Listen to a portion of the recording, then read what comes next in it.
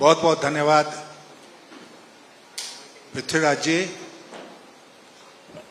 अध्यक्ष महोदय, सम्मानित मंच,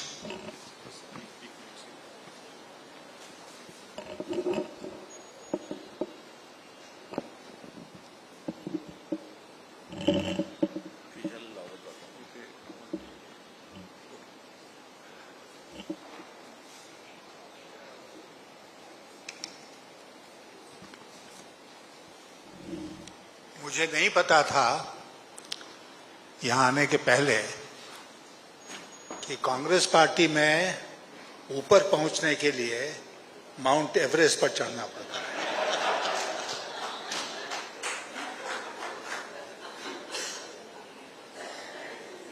लेकिन मुझे अगर पहले से भी पता होता कि प्रोग्राम दूसरे तल्ले पर है और सीढ़ियां चढ़ के जानी पड़ेंगी और इतने दिनों तक सत्ता में रहने के बाद भी कांग्रेस पार्टी ने अपने भवन में लिफ्ट नहीं लगाया, तब भी मैं इस कार्यक्रम में शामिल होने के लिए आता।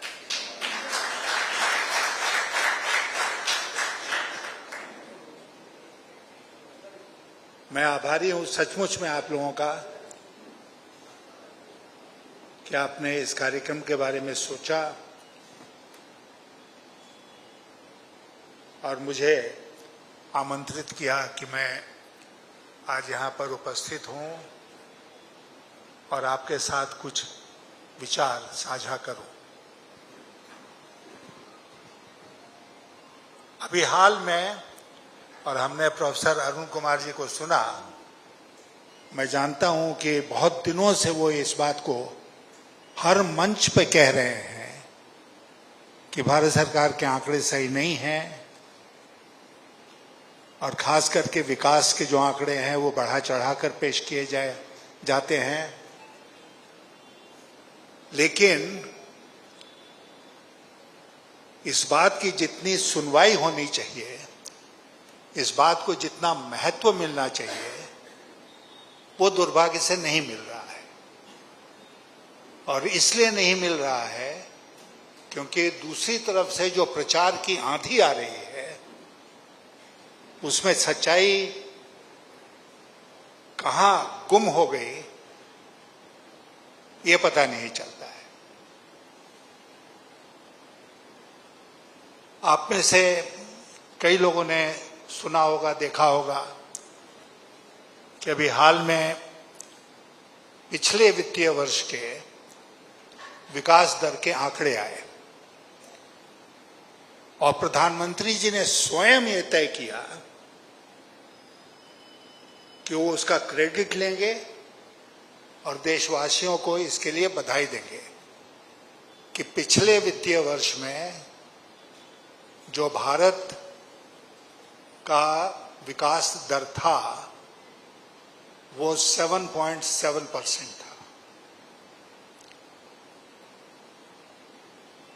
सच्चाई जो है वो आपने सुना प्रोफेसर अरुण कुमार जी से। लेकिन मैं भी इसके तहकीकात में जब जा रहा था यहाँ आने के पहले, तो मैंने पाया कि नहीं, ना केवल प्रोफेसर अरुण कुमार जैसे जो इकोनॉमिस्ट हैं वो इन आंकड़ों पर शक करते हैं, इन आंकड़ों को झुठलाते हैं, बल्कि इंटरनेशनल मॉनेटरी फंड एक ऐसी संस्था जो विश्व भर के देशों के उन्हीं के दिए हुए आंकड़ों के आधार पर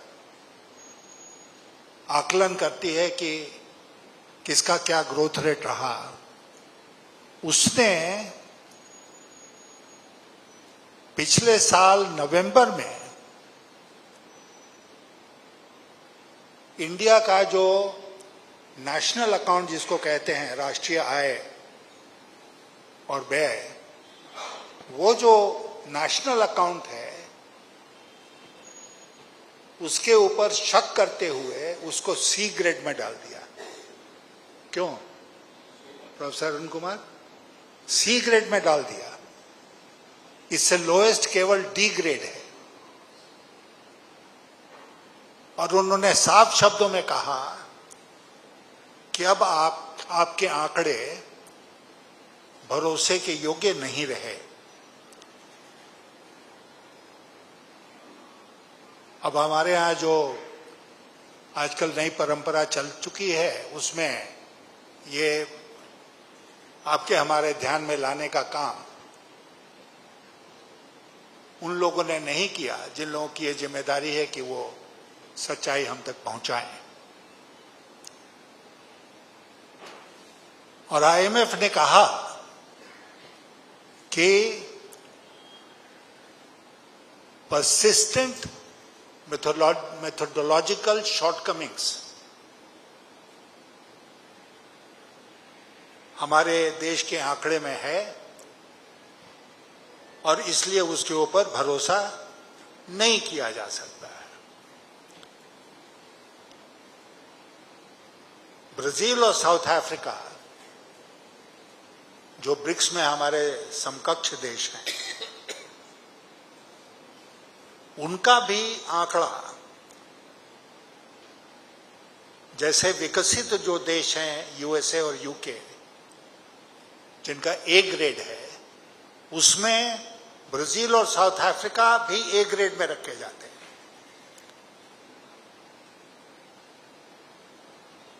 केवल हम जो हैं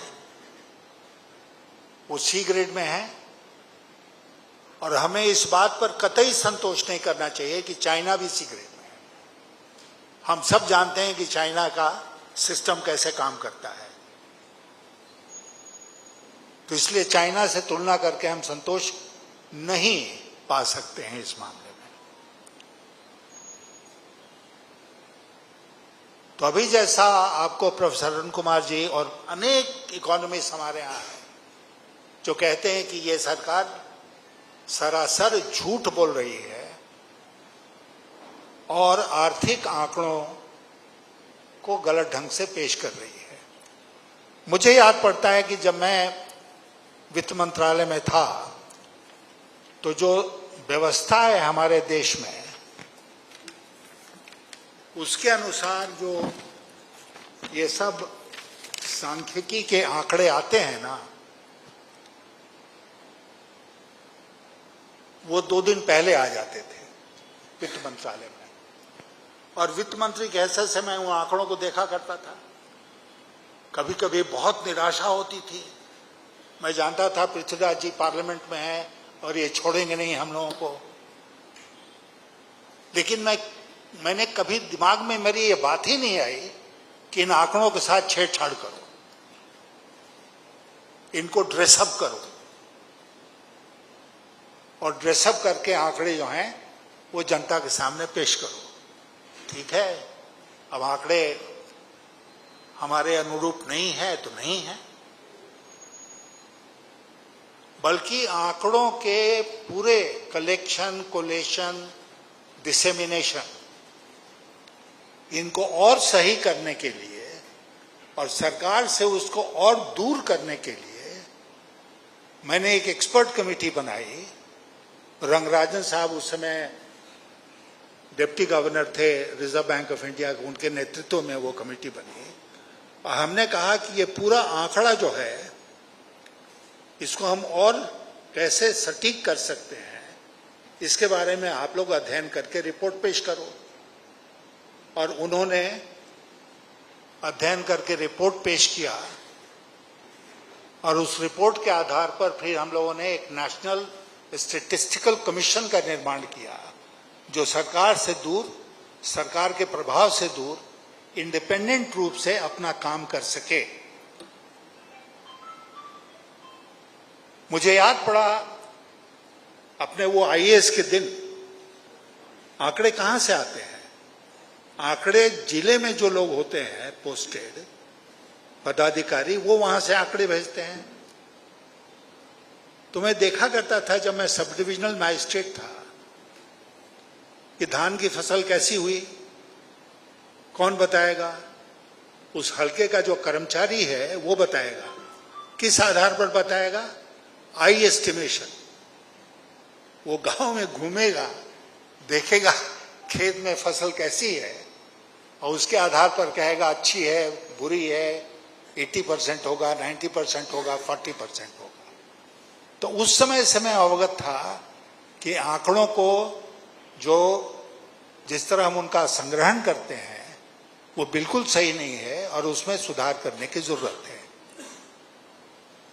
लेकिन जब सरकार ही उसमें भागीदार हो जाए तो फिर कौन क्या कर लेगा?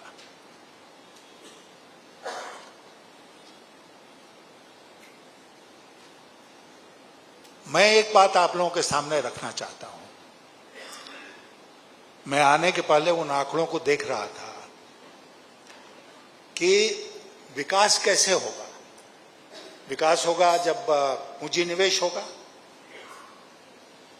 पूंजी निवेश होगा तब विकास दर आगे बढ़ेगा। अब हमारे देश में पिछले 10-12 वर्षों का आंकड़ा निकालकर मैं देख रहा था कि जो हमारा पूंजी, हमारे देश में जो पूंजी जमा होती है, जो इन्वेस्ट हम करते हैं, कैपिटल फॉर्मेशन, वो लगभग स्टैग्नेंट है अराउंड 32% ऑफ द जीडीपी। 32, 33, 31। तो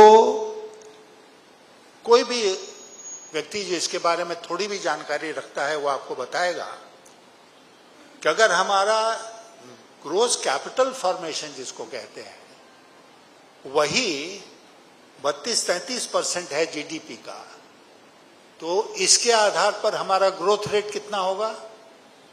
हमारा ग्रोथ रेट होगा 6.5 से 7%। उससे ज्यादा हो ही नहीं सकता है। तो ये जो आंकड़े बता दिया इन लोगों ने कि 8% हो गया, 9% हो गया, ये सब झूठे आंकड़े हैं। और उसके बाद तुर्रा ये प्रधानमंत्री जी कहते हैं कि 2047 आते आते भारत को विकसित देश बना देना है। 2024-25 आते आते वो विश्वगुरु बन गए। अब भारत को विकसित देश बनाना है तो उसमें कौन सा झूठ काम करेगा कि वो जो टारगेट डेट है उसको इतनी दूर रखो कि न वो जिंदा रहेंगे ना हम जिंदा रहेंगे।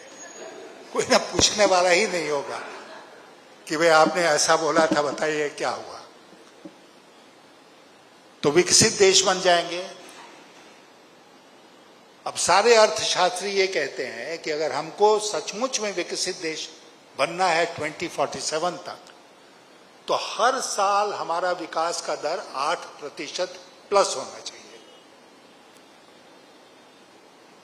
और हमें 6-6.5%, 7% मैक्सिमम मान लीजिए झूठे आंकड़ों के आधार पर। तो क्या हम उस मंजिल तक पहुंच पाएंगे 2047 तक? लेकिन जैसा हमारे प्रधानमंत्री जी कहते हैं, झूठ बोलो, बार बार झूठ बोलो, जनता को मूर्ख बनाओ, लगातार झूठ बोलते रहो। अब ये जो क्राइसिस है इंडियन इकोनॉमी में, ये कोई ईरान, अमेरिका और इजराइल के युद्ध का परिणाम नहीं है।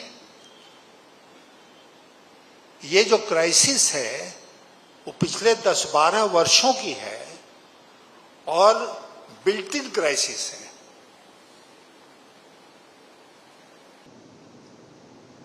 कोविड हुआ तो हम लोगों ने प्रधानमंत्री को तो जाके नहीं दोषी माना कि भाई आपने कोविड ला दिया। उन्होंने हमसे कहा घर के बाहर खड़े हो गए बर्तन बजाओ, तो हमने बर्तन बजाया। हमारी पत्नी यहाँ पर है, इनको अभी तक मैंने छोड़ा नहीं है, जैसा कुछ लोगों ने छोड़ दिया। तो हम दोनों बाहर निकल के बर्तन बजाए कि शायद इससे कोरोना भाग जाएगा। उन्होंने जो जो कहा वो हमने किया।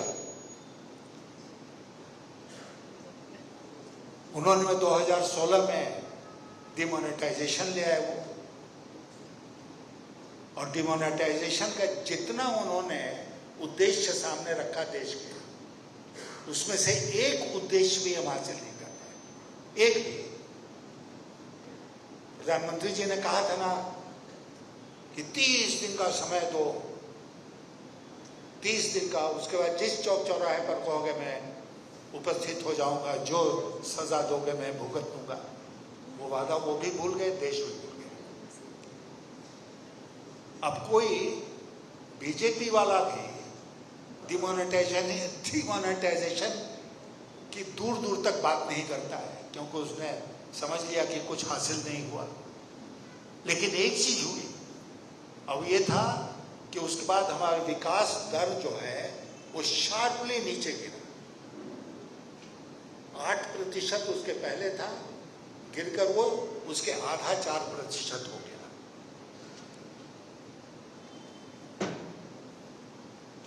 अब इस समय क्या स्थिति है,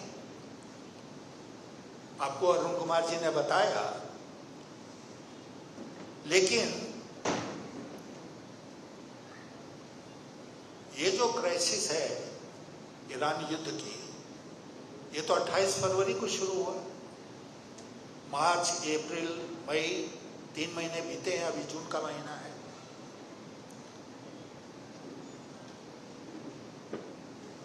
लेकिन हमें याद है वो क्राइसिस, पृथ्वीराज जी, 1991, जब हम लोग चंद्रशेखर जी के साथ कुछ दिनों तक सरकार में थे। एज यू आर अवेयर, हमारा जो फॉरेन एक्सचेंज रिजर्व था वो घटते घटते मात्र 2 हफ्ते के इंपोर्ट के लिए बचा था, मात्र 2 हफ्ते का इंपोर्ट।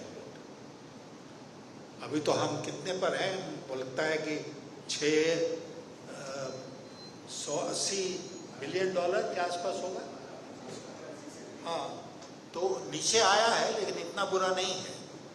लेकिन देश में एक आपात स्थिति बन गई है ना। आज ही मैं देख रहा था अखबार में कि बल्क में जो कस्टमर्स डीजल खरीदते हैं उनको ऊपर नियंत्रण लग गया। अब यहां मैं नहीं जानता हूं मुंबई में क्या हाल है, लेकिन मैं जानता हूं कि दिल्ली और खास करके हमारा जो प्रदेश है झारखंड, वहां पर एलपीजी सिलेंडर नहीं मिलता है, ब्लैक में मिलता है, नहीं तो लाइन लगती है 30 दिनों की। राशनिंग ऑफ डीजल, जो वर्स्ट डेज में भी हमने 91 के नहीं सोचा कि राशनिंग ऑफ पेट्रोलियम प्रोडक्ट्स करो। आज राशनिंग ऑफ पेट्रोलियम प्रोडक्ट्स सरकार कर रही है। रुपया कहां चला जा रहा है, खोजते चलते हैं हम कि आज क्या हुआ। महंगाई कहां चली गई, छप्पर फाड़ महंगाई, जिसको कि हम आसमान में खोजते रहते हैं, नजर नहीं आता है। और मैं आपसे ये कहने के लिए आया हूं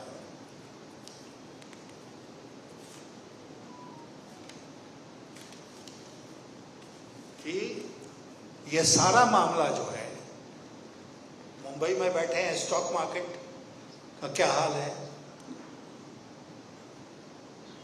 जैसा अरुण कुमार जी कह रहे थे, नेट एफडीआई का आउटफ्लो हो रहा है हमारे मुल्क से, आ नहीं रहा है, जा रहा है।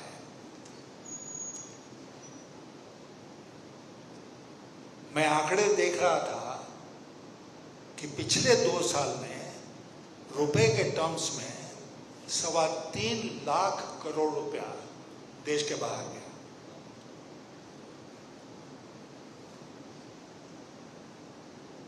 आज जब दुर्दिन आते हैं, अंग्रेजी में कहावत है ना कि मिसफॉर्चून नेवर कम्स अलोन, तो ऊपर से ये एल नीनो आ गया। अब एल नीनो का बहुत कुप्रभाव पड़ने वाला है मॉनसून के ऊपर। मानसून के ऊपर प्रभाव पड़ेगा और दूसरी ओर फर्टिलाइजर शॉर्टेज है। सरकार कह रही है कि फर्टिलाइजर का इस्तेमाल कम करो या मत करो, तो किसान निचोड़ेगा क्या और पहनेगा क्या। मैं आज आपसे कहना चाहता हूं कि आने वाले दिनों में the country is going to face unprecedented rural distress.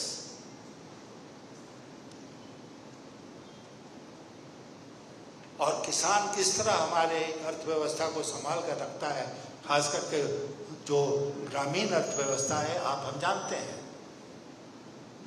अगर वो मुश्किल में पड़ेगा तो उस मुश्किल का पूरी अर्थव्यवस्था के ऊपर जो व्यापक असर है वो कितना गंभीर होगा, हम आप उसका अंदाज लगा सकते हैं।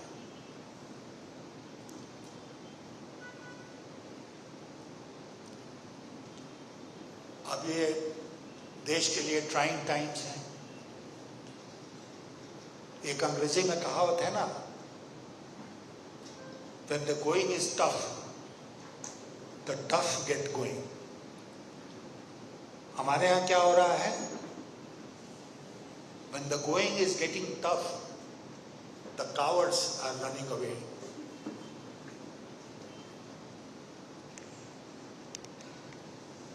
इससे देश नहीं संभलने वाला है। हम लोगों ने we have faced crisis in the past। अभी तो कोई दूसरा देश हमारे ऊपर सैंक्शंस तो नहीं लगा रहा है ना, प्रतिबंध तो नहीं लगाया है। लेकिन अटल जी की सरकार में जब परमाणु परीक्षण हुआ तो दुनिया के जितने शक्तिशाली देश थे सबने हमारे देश के ऊपर प्रतिबंध लगाए, आर्थिक प्रतिबंध। तो देश ने उसका मुकाबला किया। कोई भी प्रधानमंत्री रहा, नेहरू जी से लेकर अटल बिहारी वाजपेयी तक, सबने जब जब देश में संकट आया तो उन्होंने जमकर उसका मुकाबला किया। ये पहली सरकार है जिसमें मुकाबला करने की इच्छा शक्ति ही नहीं है। वो कोशिश कर रही है कि झूठ बोलकर अपना काम चला लो।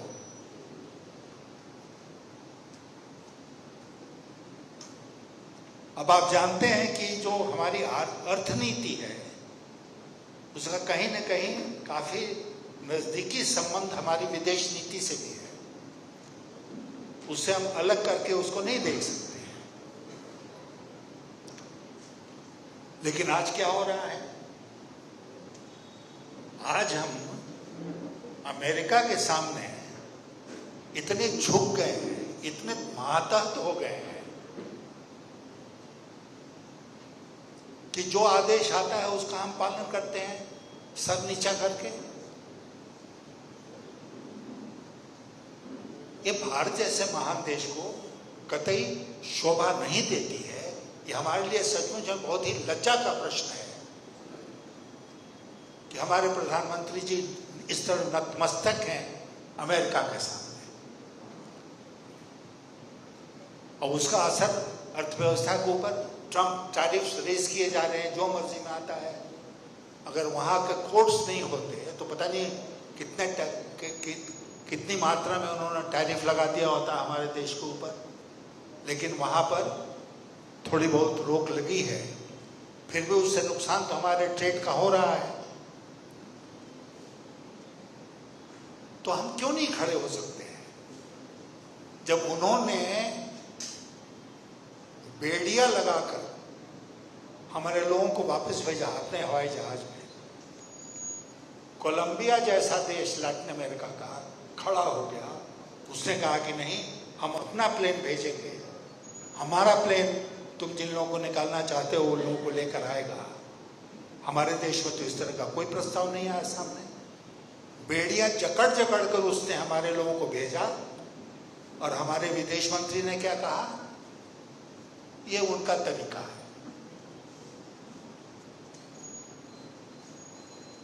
अभी हाल में आज ही मैं देख रहा था अखबार कि पाकिस्तान मध्यस्थता कर रहा है ना, ईरान, इजराइल और अमेरिका के युद्ध में मध्यस्थता पाकिस्तान जैसा देश कर रहा है। विश्व गुरु कहाँ है? कहाँ है विश्व गुरु? और जब हमारे विदेश मंत्री से यह प्रश्न पूछा गया तो उन्होंने कहा हम दलाली नहीं करते। मतलब पंडित नेहरू जब पूरे विश्व के नेता बने थे, ऑनलाइन मूवमेंट शुरू हुआ था, हर कॉन्फ्लिक्ट को भारत सॉल्व करता था, तो हम दलाली करते थे उसमें। आज हमारे विदेश मंत्री कहते हैं आप दलाली नहीं करते हैं।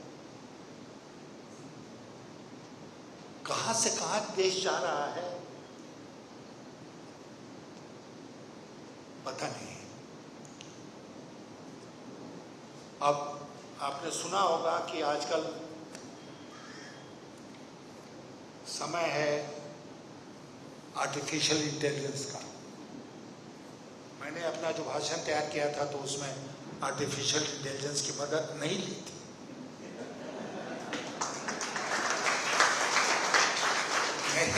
नहीं तो मैं कहता उस वेबसाइट पर जाकर कि भाई हमारी भाषा में आधे घंटे का स्पीच इस विषय पर लिखकर मुझे दिखा दो, वो दिखा देगा। लेकिन हम आप उसको रोक नहीं सकते हैं। आर्टिफिशियल इंटेलिजेंस आ रहा है, पुराने टेक्नोलॉजीज जो शेयर्स हैं वो किस तरह हराम हो रहे हैं, आप सब देख रहे हैं। तो भारत कहाँ खड़ा है? मुझे याद पड़ रहा था पृथ्वीराज जी कि जब ये कंप्यूटर वगैरह का जमाना आया तो we opted for software. Hardware पर उतना ध्यान नहीं दिया हमने जब जितना देना चाहिए था। अब आर्टिफिशियल इंटेलिजेंस में भी हम कंज्यूमर बन रहे हैं। हम उसको खुद प्रमोट नहीं कर रहे हैं कि वो सिस्टम सारे हमारे देश में बने।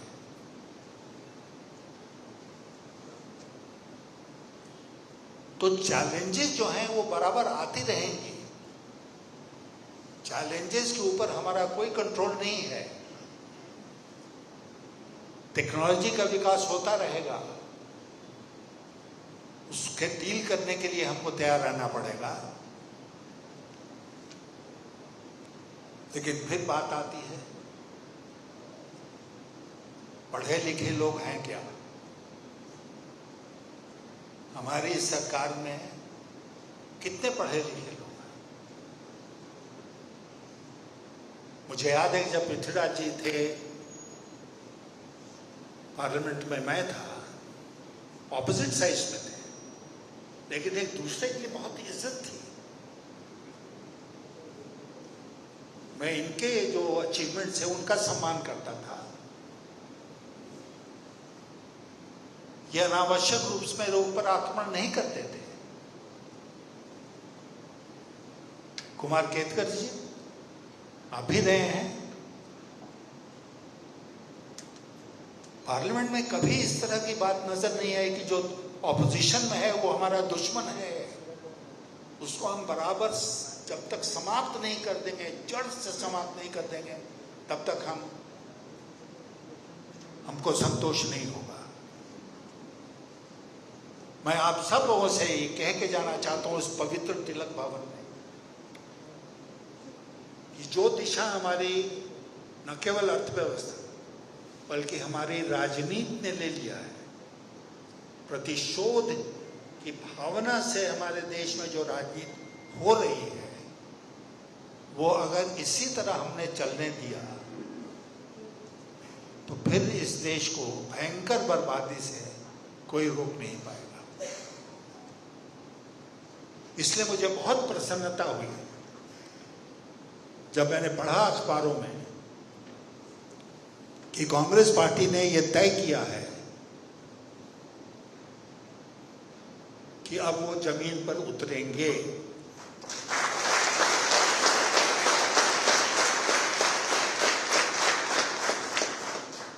और मैं आपसे आज कह के जाना चाहता हूं, जिम्मेदारी सबसे ज्यादा कांग्रेस पार्टी के ऊपर है।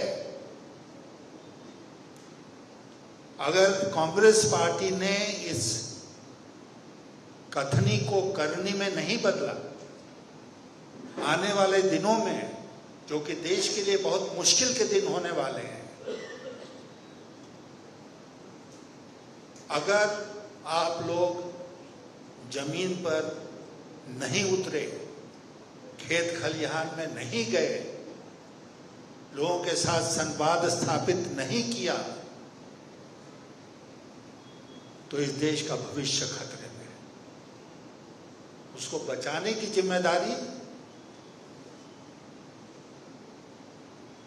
जैसे आजादी की लड़ाई में देश को आजाद कराने की जिम्मेदारी कांग्रेस पार्टी के, उस समय के कांग्रेस पार्टी के ऊपर थी, उसी तरह आज कांग्रेस पार्टी के ऊपर यह जिम्मेदारी है कि देश को इस गुर्बत से बचाएं, देश को सही रास्ते पर ले जाएं।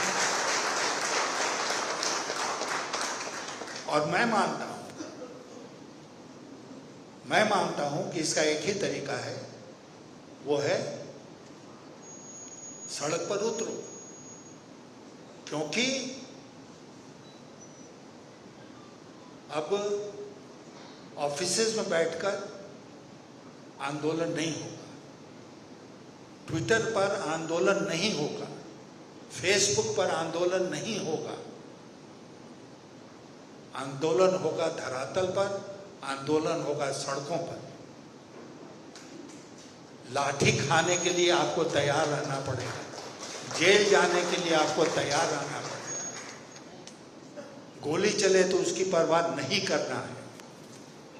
लेकिन जनता तक ये संदेश पहुंचना चाहिए कि आज भारत, हमारा महान देश, भयंकर संकट में फंसा हुआ है और इस सरकार के कुबत के बाहर की बात है कि वो देश को इस संकट से बाहर निकाले। Therefore, Modi must go, and the sooner the better. The sooner the better. बहुत धन्यवाद।